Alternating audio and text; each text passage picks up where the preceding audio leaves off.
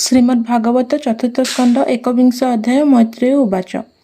एबेह शुण विष्णु गाथा कहिबि पृथु यज्ञ कथा मिली सकल मुनि जने संतोषे पृथु सन्निधाने यज्ञ करण उद्वेगे सर्वसंभार नाना भावे आरंभ कले ब्रह्मावर्ते सुप्राची सरस्वती तीर्थे इंद्रादि सर्वदेवे आसी यज्ञ उत्सव घरे पशि से यज्ञ यज्ञपति हरि मंत्र आधाने तांकु बरी शंकर पद्मजनी मूले मिली सकल दिग पाले गंधर्व अपसरा गणे मुनीन्द्र वेद उच्चारणे आनंदे नृत्य गीते स्तुति सिद्ध गुह्यक पंथी पंथी दानव किन्नर सकले जे यज्ञ मिलिले गहले से पृथुराजे वसुमती वर्षासुर रे प्रियवती कामधेनुर प्राय होई सर्वसंपद देला मोहि नदी जे दुग्ध रस जले सधीरे बहंती कल्लोळे घृत संजोग दधि अन्ये तो से भुजंती सर्वजने सर्वभुक्षरे मधुपंती जिमुत प्राय बरसंती समुद्र नाना रत्ने पुरी गर्जंती उल्लोळे लहरी सर्वत्र तोषी दुग्ध अन्न देई रंजिले पृथु मन लोकपालंक लोक तुले सर्वसंभार शस्य तुले यज्ञ कारण विष्णु अर्थे सर्वसंपादिले समस्ते पृथुर यज्ञारंभे चाहि बासव मने विचारई ए पृथु शतक क्रतु कले लभिब इंद्रपद भले मोर संपद जीवनाश एमंत बोली छाड़े श्वास यज्ञ पशुकु हरि नेला निज भुवने विजे कला आकाश मार्गे इंद्र गला पाषांड धर्म आचरिला धर्मे विभ्रम तार मन सभय चित्ते छन्न छन्न अत्रि जे थिले यज्ञशाळे ईश्वर हरण जानिले पृथुपुत्र कुराई बेगे इंद्रर कर्म तांक आगे कहिले असहर बाणी पृथुनंदन ताहा शुणी धनुक सर घेनी हस्ते बेगे धाइला शून्य पथे डाकई रह रह बाणी सभये इंद्र ताहा शुणी निज शरीर छिन्न कला जटिल रूप प्रकाशिला भस्म भूषित वेश चाहि पृथुनंदन विचारई जटिल भस्म एहा गात्रे एहाकु मारिबि केमंते एमंते मने विचारिला इंद्र को बाट न छाड़िला तार रहिबा पथ देखी अत्रि यज्ञशाळ उपेखी डाकई मार मार बेगे ता शुणी इंद्र शून्य मार्गे भये चाहिला दश दिशे स्वभावे केही नाही पासे कहई इंद्र बेगे मार स्वभावे यज्ञ असो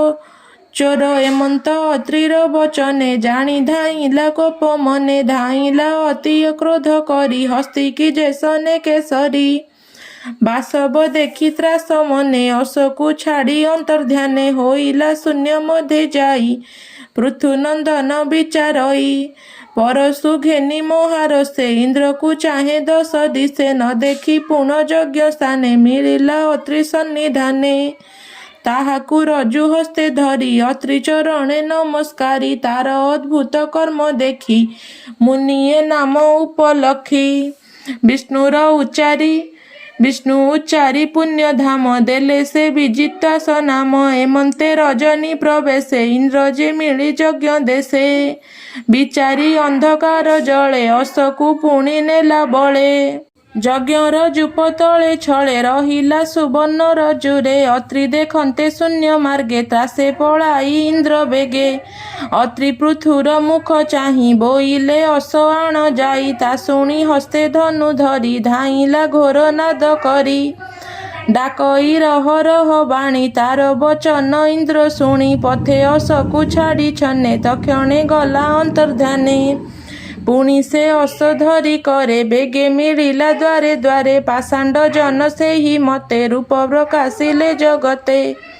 पृथुर यज्ञ घर स्थाने इंद्रर जेते रूप छन्ने पाषांड से ही रूप चिंती अधर्म धर्म विचारंती के नग्न रक्तपट धरे के भस्म भूषण शरीरे अधर्म मार्ग आचरंती आत्मार हित न करंती पाषांड मार्गे थाई नित्य दूषण देई वेद पथे ताहांक मत जे करंती अन्ते नरके प्रवेशंती ଅସଚୋରାନ୍ତେ ଇନ୍ଦ୍ର ପଥେ ଛନେ ଧଇଲା ରୂପ ଯେତେ ଯେ ରୂପେ ପ୍ରକାଶି ପାଷାଣ୍ଡେ ନିଗମ ନିନ୍ଦିଲେ ବ୍ରହ୍ମାଣ୍ଡେ। ସେ କଥା ଶୁଣି ପୃଥୁ କୋପେ ଇନ୍ଦ୍ର ଝିଙ୍ଗା ସେ ଦେହ କମ୍ପେ ଇନ୍ଦ୍ର ମାରଣେ କୋପ କରି ନିଜ କୋଦଣ୍ଡ କରେ ଧରି। କୋପନ୍ତେ ଅରୁଣ ନୟନ ପ୍ରଚଣ୍ଡେ ବିରାଜେ ବଦନ ପୃଥୁ ଗମନ ଦେଖି ରଣେ ବେଗେ ଚଳିଲେ ବିପ୍ରଗଣେ। ଇନ୍ଦ୍ରର ହତ ଚିତେ ବହି କହନ୍ତି ପୃଥୁ ମୁଖ ଚାହିଁ ଶୁଣ ହେ ପୃଥୁ ଧର୍ମ କଥା ଆଗମ ନିଗମ ଯେ ପ୍ରଥା ଦେବଙ୍କ ଦେହେ ଇନ୍ଦ୍ର ତେଜେ ସେ ତେଜେ ଦେବ ଯଜ୍ଞ ଭୁଞ୍ଜେ। ଏଣୁ ଇନ୍ଦ୍ରକୁ ଜାଗେ ବରି ଅମନ୍ତ୍ରେ ଅନଳେ ହୋମ କରି ସୃଷ୍ଟି ପାଳନେ ଏ କାରଣ ଏ ଭାବେ ସଂସାର ଧାରଣ। ଇନ୍ଦ୍ରରେ କୋପ ତୁ ସଂହର ଆମ୍ଭର ବାକ୍ୟ ଚିତ୍ତେ ଧର ଏମନ୍ତେ କହି ମୁନି ଗଣେ ବ୍ରହ୍ମା ମିଳିଲେ ତତକ୍ଷଣେ। ପୃଥୁ ବଦନ ଚାହିଁ ଧୀରେ କହନ୍ତି ବଚନ ଗଭୀରେ। ବ୍ରହ୍ମବାଚ ଏ ଇନ୍ଦ୍ର ନାରାୟଣ ତନୁ ଏହାକୁ କୋପ ଛାଡ଼ ମନୁ ଏହାର ଦେହେ ସର୍ବଦେବେ ନିତ୍ୟେ ବସନ୍ତି ଯଜ୍ଞ ଭାବେ। ଆହୁତି ଯାର ମୁଖେ ଦେଇ ତାହାକୁ କୋପ ନ ଯୋଗାଇ ଏହାକୁ କୋପ ତୁ ନ କର ଯଜ୍ଞ ପୁରୁଷ ଅର୍ଥେ ବର। ଏ ଧର୍ମ ପରମ କାରଣ ଅଶେଷ ସୃଷ୍ଟିର ଧାରଣ ଏ ଯଜ୍ଞ ଦ୍ରୋହ କର୍ମ କଲା ପାଷାଣ୍ଡ ପଥ ବିଚାରିଲା। ପାଷାଣ୍ଡ ଉଦ୍ଧାରିବା ଅର୍ଥେ ତୋ ଅବତାର ଏ ଜଗତେ ବେଣୁର ଦେହେ ଯେତେ ଦୋଷ ତୋ ଜନ୍ମ କଲା ତାହା ନାଶ। ତୁ ଏବେ ମୋର ବୋଲ କର ପାଷାଣ୍ଡ ସୃଷ୍ଟି କି ଉଦ୍ଧର। ଏମନ୍ତ ବ୍ରହ୍ମାର ବଚନେ ଇନ୍ଦ୍ରକୁ କୋପ ଛାଡ଼ି ମନେ ଯୋଗେ ତୋଷିଲେ ସର୍ବଜନେ ଅନ୍ନ ବସନ ଜଳ ଦାନେ। ସେ ବିପ୍ରଜନେ ହୋଇ ତୋଷ ପୃଥୁକୁ କରନ୍ତି ଆଶିଷ। ବ୍ରହ୍ମବାଚ ତୋର ବଚନେ ସର୍ବଦେବେ ତୋଷ ହୋଇଲେ ଯଜ୍ଞ ଭାବେ। ଏମନ୍ତ କହି ପଦ୍ମଜୋନି ସଙ୍ଗେ ସକଳ ବିପ୍ର ଘେନି। ମୈତ୍ରେୟ ଉବାଚ ତକ୍ଷଣେ ଗଲେ ନିଜ ସ୍ଥାନେ ଶୁଣ ବିଦୁର ତୋଷ ମନେ ପୃଥୁ ଯଜ୍ଞକୁ ଭଗବାନ ଇନ୍ଦ୍ର ସହିତେ ଆଗମନ କରି ପୂଜନ୍ତି ସେହି ହେଳେ ରାଜାକୁ ଏପରି କହିଲେ। ଶ୍ରୀ ଭଗବାନ ବାଚ ଇନ୍ଦ୍ର ତୁମ୍ଭର ବିଘ୍ନ କଲା ଏବେ ସେ କ୍ଷମା ଯେ ଚାହିଁଲା ଏହାକୁ କ୍ଷମା ଦିଅ ତୁମ୍ଭେ ଶୁଣ ଯା କହୁଛି ପ୍ରସ୍ତାବେ। ସୁବୁଦ୍ଧି ସାଧୁ ଯେ ପ୍ରଧାନ ହିଂସା ନ କର କଦାଚନ ଏପରି ଜ୍ଞାନ ତାଙ୍କ ଅଛି ଶରୀର ଆତ୍ମା ନୁହେଁ କିଛି। ପୁରୁଷ ମାନେ ତୁମ୍ଭ ତୁଲେ ଦେବୀ ମାୟାରେ ମୁଗ୍ଧ ହେଲେ ବୃଦ୍ଧ ସେବା ସେ ଦୀର୍ଘ କାଳ ହୁଅଇ ନିଶ୍ଚଳ ନିଷ୍ଫଳ। ବିଦ୍ୱାନ ପୁରୁଷ ଦେହକୁ ଅବିଦ୍ୟା କାମ୍ୟ କର୍ମ ତାକୁ ଆରବ୍ଧ ବୋଲି ଜାଣି ଭଲେ ନୁହନ୍ତି ଆସକ୍ତ ତହିଁରେ। ଏହି ଯେ ଆତ୍ମା ଦେହୁ ଭିନ୍ନ ଆତ୍ମା ଯେ ଏକଇ ନିର୍ଗୁଣ ଆତ୍ମା ଯେ ଅଟେ ସର୍ବବ୍ୟାପୀ ପୁଣି ସେ ଅଟେ ସାକ୍ଷୀ ରୂପୀ। ଏହା ଯେ ଜାଣଇ ନିଶ୍ଚୟ ସେ କରେ ସଦା ଆତ୍ମା ଲୟ ନିଷ୍କାମ ଶ୍ରଦ୍ଧାନ୍ୱିତ ହୋଇ ମୋର ଭଜନ ଯେ କରଇ କ୍ରମ କ୍ରମରେ ତାର ମନ ମୋଠାରେ ହୁଅଇ ପ୍ରସନ୍ନ ମନ ପ୍ରସନ୍ନ ତାର ହେଲେ ତତ୍ତ୍ୱଦର୍ଶୀ ସେ ହୁଏ ଭଲେ। ଏହି ଆତ୍ମାକୁ ଯେଉଁମାନେ ଦେହ ଇନ୍ଦ୍ରିୟ କର୍ମ ଜ୍ଞାନେ ମନର ଅଧ୍ୟକ୍ଷ ଜାଣନ୍ତି ସକଳ ଦୁଃଖ ସେ ତରନ୍ତି। ଶୋକାଦି ଦ୍ୱାରା ସେହିମାନେ ବ୍ୟଥିତ ନୁହନ୍ତି ଅଜ୍ଞାନେ। ହେ ରାଜ ତୁମ୍ଭେ ଜ୍ଞାନୀ ଅଟ ସୁଖ ଦୁଃଖର ସମଭେଟ ସବୁରେ ସମବୁଦ୍ଧି ହୋଇ ପ୍ରଜା ପାଳନ କର ତୁହି। ଏକାକୀ କି ରୂପେ ପାଳିବୁ ଏକଥା ମନେ ନ ଭାବିବୁ। ମୁଁ ତୋର ରାଜ୍ୟାଙ୍ଗ ପ୍ରସ୍ତୁତ କରି ରଖିଛି ମନ୍ତ୍ରୀ ସାଥ ତାହାଙ୍କ ସଙ୍ଗେ ମିଳି ତୁହି ପ୍ରଜା ପାଳନ କର ଯାଇ। ପ୍ରଜାଏ ପୁଣ୍ୟ ଅନୁଷ୍ଠାନ କଲେ ତହିଁର ଭାଗ ଜାଣ ରାଜା ଯେ ପରଲୋକେ ପାନ୍ତି ଷଷ୍ଠ ବିଭାଗ ନାହିଁ ଭ୍ରାନ୍ତି। ଯେ ରାଜା ପ୍ରଜାଙ୍କୁ ନ ପାଳେ ତାହାର ପୁଣ୍ୟ ହରି ବଳେ। ପ୍ରଜାଏ ନିଅନ୍ତି ଯେ ଜାଣ ଏଥିରେ ଅନ୍ୟଥା ନ ମଣ। ଏଥିରେ ତୋର ମନ ଥିଲେ ସିଦ୍ଧ ମହିଷ ଆଦି ତୁଲେ। ତୋର ଗୃହରେ ତୁ ଦେଖିବୁ ଏଥିରେ ଆନ ନ ଭାବିବୁ। ହେ ରାଜା ତୋର ସଦଗୁଣେ ବଶ ହୋଇଛି ଏହି କ୍ଷଣେ। ଯେ ବରେ ତୋର ଇଚ୍ଛା ହୁଏ ମାଗିଲେ ଦେବି ମୁଁ ନିଶ୍ଚୟ। ଯଜ୍ଞ ତପସ୍ୟା ଯୋଗାଦିରେ ପ୍ରାପ୍ୟ ମୁଁ ନୁହଁ ସଂସାରେ। ଯାହାର ଭେଦ ଜ୍ଞାନ ନାହିଁ ତାହା ନିକଟେ ଥାଏ ମୁହିଁ। ମୈତ୍ରେୟ ଉବାଚ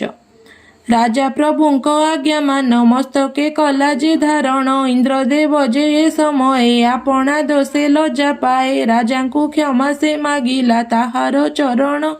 छुईला पृथु जे तही आलिंगन करी तोषिले इंद्र मन ए अंते प्रभु भगवान उद्यम कले से प्रस्थान किंतु पृथुकु बर देवा अभिप्राय रे हेले उभा ए अवसरे पृथु राजा बहु प्रकारे कला पूजा भक्ति सहित से चरण कमल कला से धारण से पद्म पलाश लोचन कृपा जे कले बरसण पृथु ताहांक दर्शन स्तव करणे कला मन लोचन अश्रुरे पूरण हेबारु न कला दर्शन बाष्परे गदगद हेला स्तुति से करी न पारिला तृष्णी भावरे रही करी आलिंगे पृथु जे श्रीहरि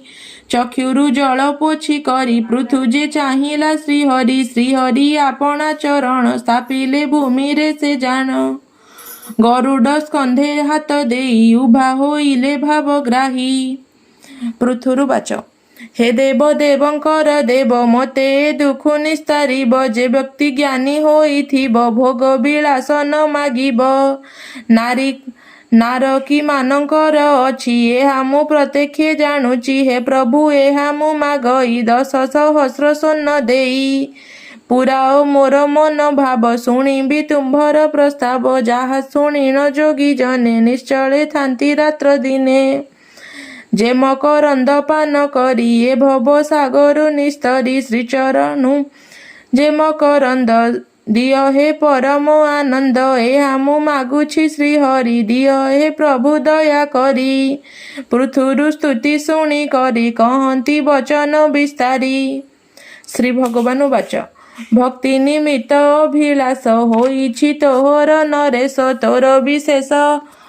तोहर विशेष भक्ति रहिब निश्चय आंभ प्रति प्रबल भाग्य रुटी जान एपरी बुद्धि हेला शुण एही बुद्धि रे महाजति मोर मायारु तरी जांती मोर आज्ञा को पाळुथिले तोर मंगल हेब भले मैत्रेय उवाच एही प्रकारे महाबाहु आनंदे प्रकाशिले तहु पृथु ताहांकु पूजा कला देवता ऋषि आदि मेला ऋत्विज पार्षद सहिते यज्ञ को आसीथिले जेते यथा यज्ञ पूजा कला सबु देवंकु संतोषिला श्रीहरि गमनर काले ऋत्विज मन को हरिले जहु चलिले भगवान पृथु चलिला निज धाम कहई विप्र जगन्नाथ भाषा प्रबंधे भागवत इति श्रीमद्भागवते महापुराणे पारमहंस्यां संहितायां वार्षिकां चतुर्थ स्कंदे पृथ्वीराज यज्ञकरणे नाम 21 अध्यायः।